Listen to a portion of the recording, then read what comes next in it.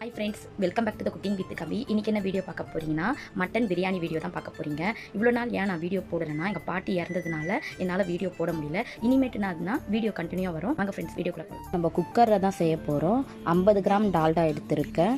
அது கூடயே நம்ம எண்ணெய் சேர்த்துக்கலாங்க.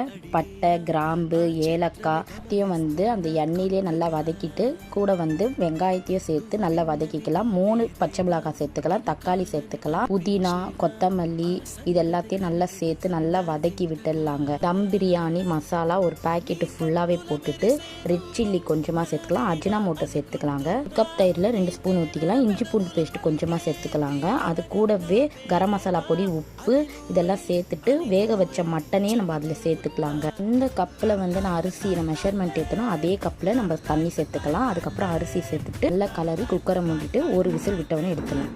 மட்டன் பிரியாணி வீடியோ உங்களுக்கு